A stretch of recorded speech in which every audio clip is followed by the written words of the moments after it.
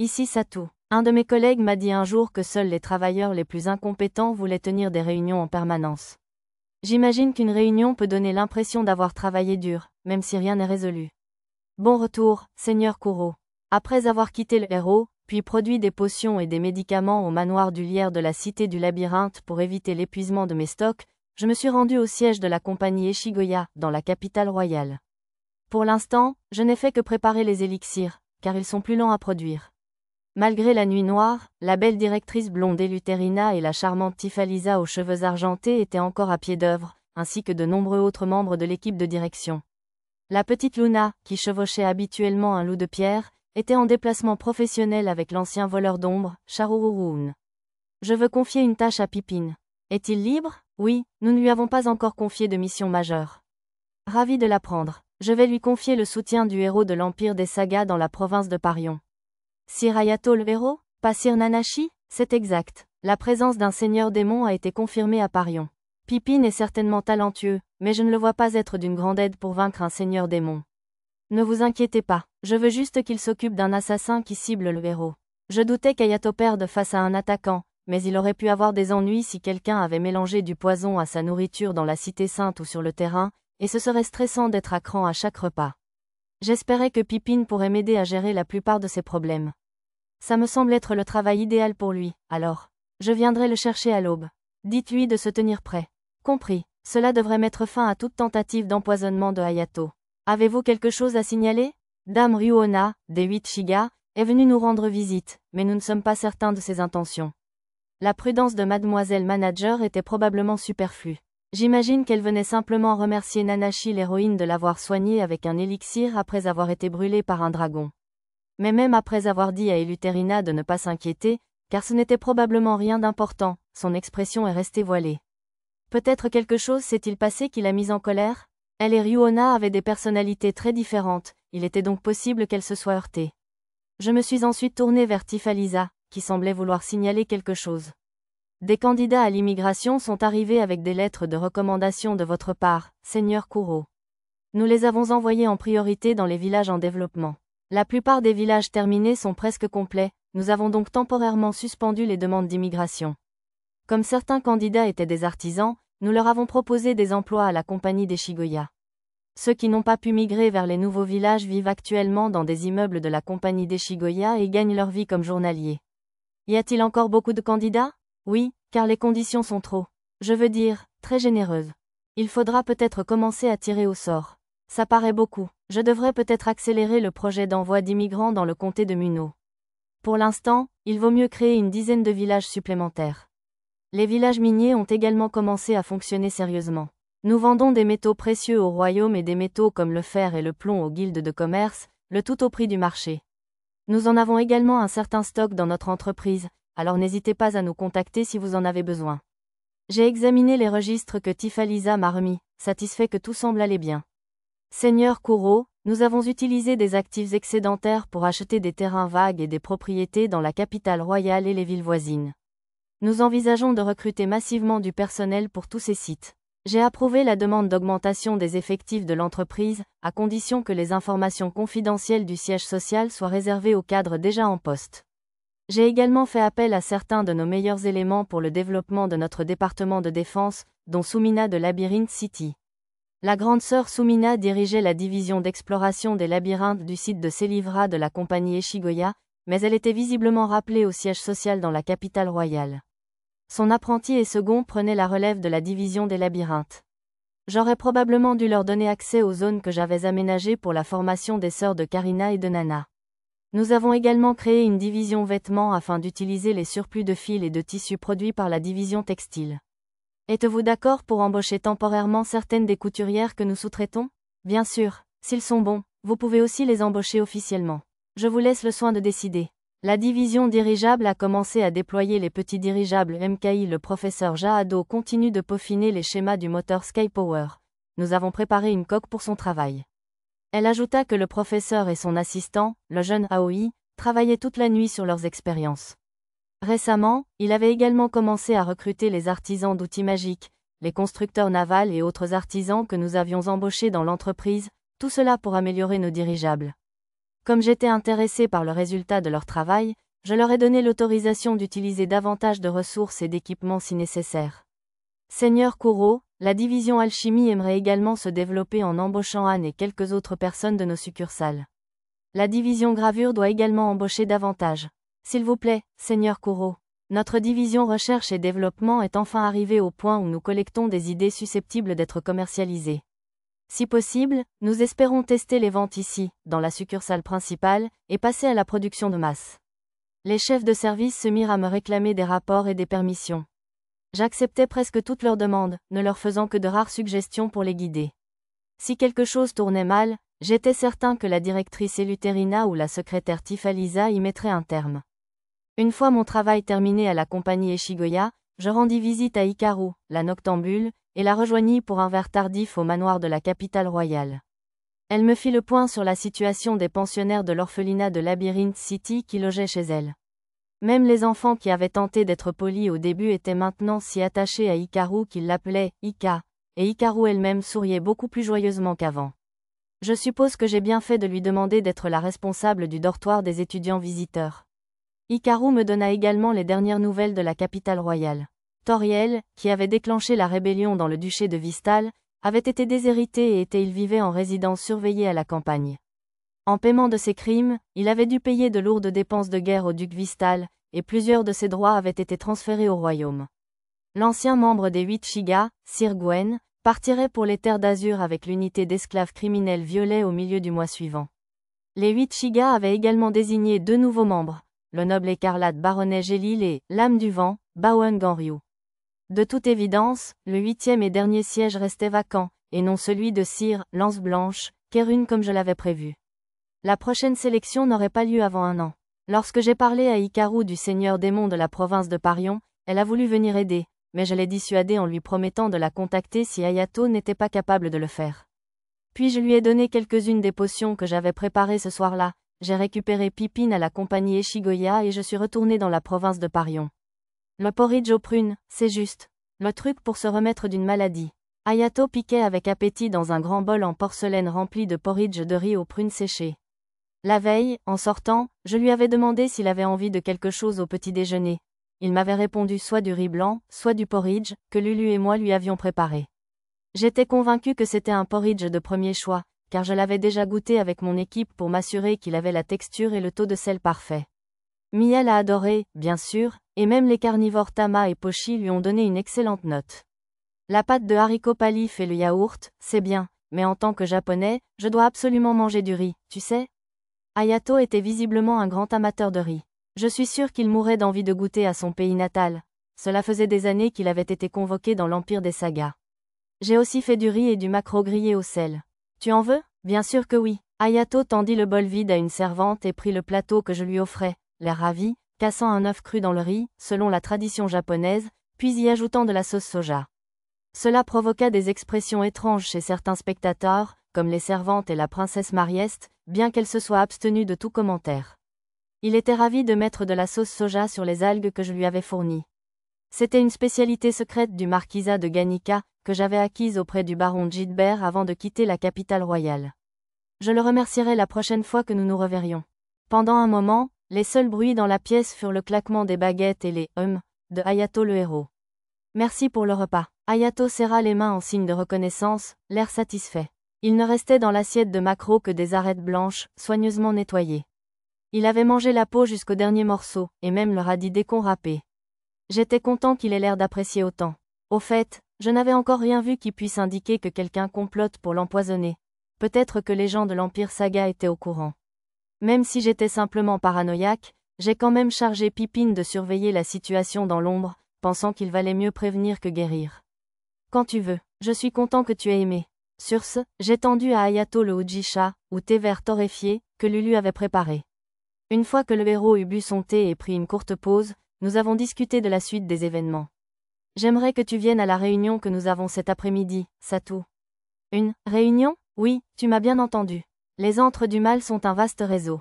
Même avec l'aide de Ryuken et du reste de l'équipe de reconnaissance de l'Empire Saga, nous ne pouvons pas trouver le Seigneur Démon seul. Nous recevons donc également l'aide de soldats et d'agents des services secrets de la province de Parion. Il expliqua que cette réunion avait pour but de régler les détails. Marie et Lilo se chargeront de la plupart des négociations, il te suffit d'écouter. J'ai été surpris d'apprendre que mademoiselle Ringrande ne participerait pas aux négociations. Quand je lui ai demandé pourquoi, il a ri et a répondu. Rin n'a aucune patience pour les idiots.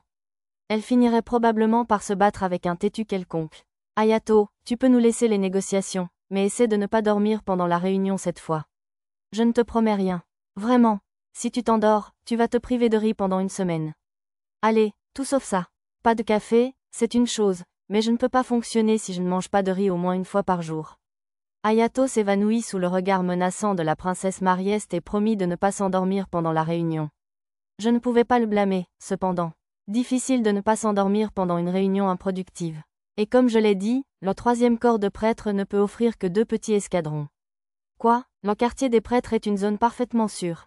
On a plein de fauteurs de troubles dans le quartier des artisans, et pourtant on fournit 4 escadrons. Honte à vous, si on doit juste veiller à ce que le seigneur démon n'apparaisse pas, on ne pourrait pas simplement engager des gardes dans les villages voisins?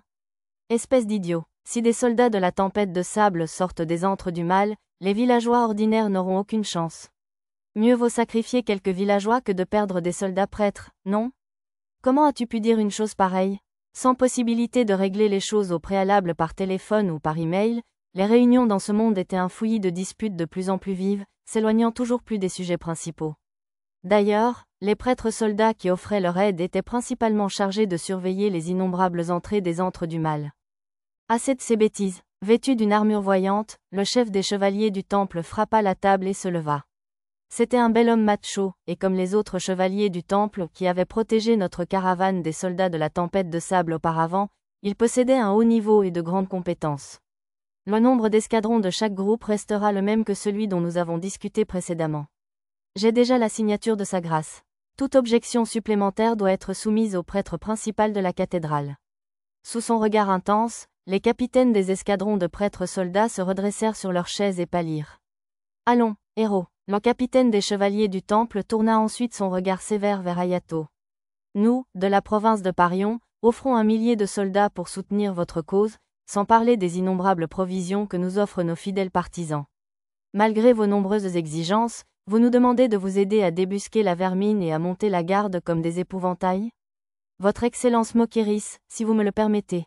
Lorsque la secrétaire Lilo tenta de parler, le capitaine des chevaliers du temple la fit taire. Je n'ai pas demandé l'avis d'une simple servante. Je m'adresse au héros. La princesse Marieste s'apprêta à se lever et à intervenir en sa faveur, mais Hayato la retint d'une main, se levant lui-même. C'est exact. C'est à nous que la déesse Parion a confié la mission de vaincre le seigneur démon. Je vous suis reconnaissant de votre aide, mais inutile de sacrifier vos hommes pour rien. Vous vous moquez de nous? Nous ne craignons aucun seigneur démon. Le capitaine des chevaliers du temple était presque fou de rage. La sainte femme nous a accordé, à nous, chevaliers du temple, la protection de la déesse Parion. Vaincre un seigneur démon serait un jeu d'enfant pour nous. Sainte femme? Ce mot-clé a retenu mon attention. Ayant entendu tant d'insultes, je me suis concentré sur ma recherche cartographique et j'ai découvert une personne portant le titre de « Sainte Femme » dans la cité sainte de Parion, une vieille prêtresse.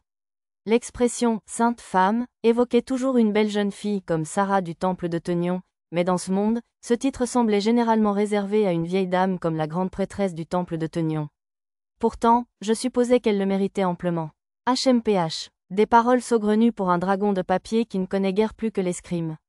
Alors que je reportais mon attention sur la réunion, le chevalier noir fit une remarque inutile qui attisa la rage du capitaine des chevaliers, juste au moment où il semblait enfin se calmer.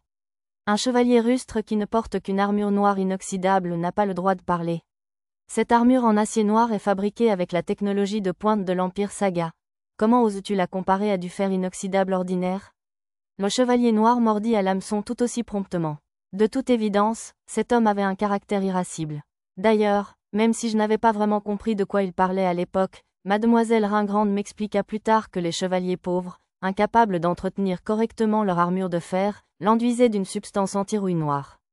L'acier noir dont parlait le chevalier noir était un alliage récemment développé, un acier spécial alchimisé avec de l'adamantite rare. Il était censé être encore plus résistant que les alliages de mithril plus répandus. Cela suffit amplement, tous les deux. Sa grâce le cardinal d'Aubunaf a daigné se joindre à nous. Le cardinal et un évêque arrivèrent et prirent place avec élégance. À un moment donné, le sage arriva et prit place à son tour. De nouveau, il portait une capuche noire qui dissimulait son visage. Bien que j'aie deviné, à en juger par les rides autour de sa bouche, qu'il était peut-être d'un certain âge, mon écran de réalité augmentée indiquait qu'il n'était pas aussi vieux que je le pensais. Peut-être que ces rides étaient une caractéristique de sa race, apparemment, homme-singe. Il possédait une impressionnante liste de compétences, principalement axées sur le combat, la rare magie des ombres, les 4 compétences élémentaires de base en magie, des compétences de soutien en magie pratique comme raccourcissement de champ et méditation, et même des compétences physiques comme combat au bâton et évasion. Globalement, ces compétences étaient celles d'un mage ou d'un soldat magicien, quoique plus développées que la moyenne. Ces titres comprenaient sage, bien sûr, ainsi que conseiller du pontife, chercheur de la vérité, et d'autres titres dignes de son rôle. D'après mon écran de réalité augmentée, il ne semblait pas appartenir à la secte Lumière de la Liberté, vénérant le Seigneur Démon. Si j'ai le temps après la réunion, je devrais essayer de lui poser des questions sur le père de Raito. Secrétaire, résumez les débats jusqu'ici à sa grâce et à moi-même, ordonna l'évêque d'un ton pompeux. Il s'agissait de l'évêque Shipunas, que je soupçonnais d'être membre de Lumière de la Liberté. Je ferais mieux de faire attention à ses paroles et à ses actes. Le secrétaire nous a informés des circonstances.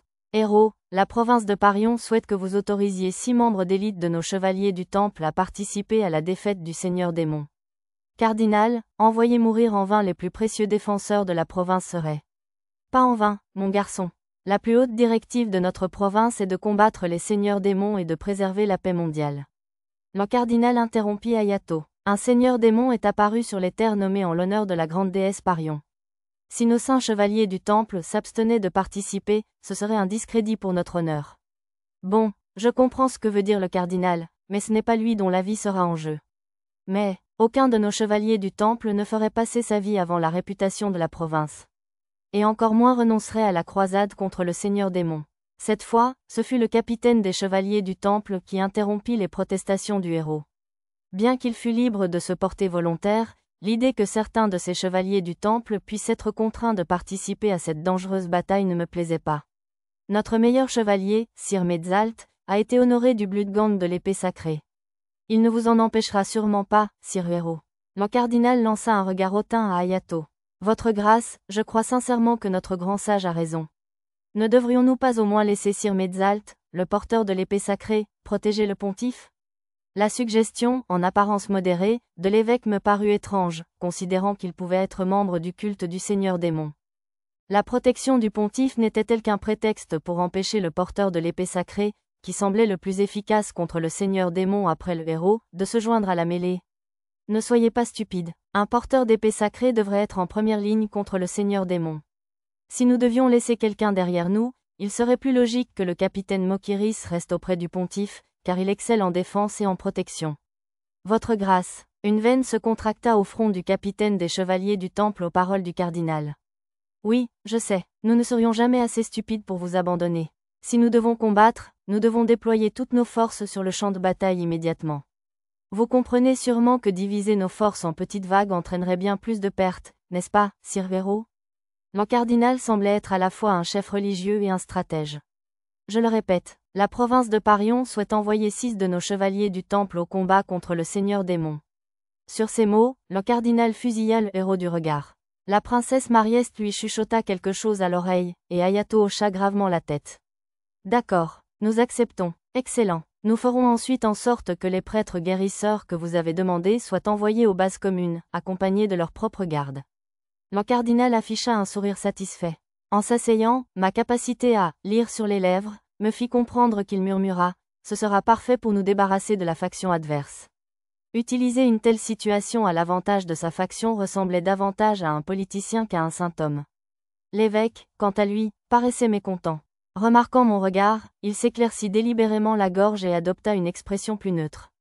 Le camp de la province de Parion semblait divisé en 2 factions, celle du cardinal, qui souhaitait plus de prestige pour la province de Parion, et celle du sage, qui souhaitait la protection de la ville sainte et du pontife. Le chevalier du Temple semblait appartenir à la première, tandis que l'évêque Shipunas appartenait à la seconde, malgré tous ses efforts pour paraître neutre. Même le camp des héros était divisé en 2 factions, celle d'Ayato et celle du Chevalier Noir. Je sais qu'il est dans la nature humaine de se diviser en clans, mais j'aimerais au moins que nous soyons tous du même côté face à un ennemi commun, surtout lorsqu'il s'agit d'un seigneur démon. La réunion se poursuivit, tandis que j'étais perdu dans mes pensées. Sire Héros, on m'a dit que le groupe de reconnaissance de l'Empire Saga avait subi de lourdes pertes lors de la dernière enquête. N'auriez-vous pas besoin de renfort de ce côté-là? Absolument pas, mes hommes n'ont pas besoin d'aide. Le chevalier noir intervint pour répondre à la question du sage. Permettez-moi de répondre au nom du héros. Si nous explorons les cavernes de l'antre du mal une par une, notre groupe pourra fonctionner sans problème. Un par un, à moins que vous ayez la chance de trouver le seigneur démon dans la toute première caverne, impossible de savoir combien de temps cela pourrait prendre. Exactement. Combien de temps voulez-vous que nos troupes restent devant les entrées? Les soldats du temple s'indignèrent de l'explication de la secrétaire Lilo. Alors autorisez la province de Parion à fournir également une équipe d'enquête. Les chevaliers du temple peuvent facilement les protéger des monstres qui pourraient apparaître pendant l'enquête. Dit l'aspirant épéiste. Tais-toi, vieux chevalier anti-rouille.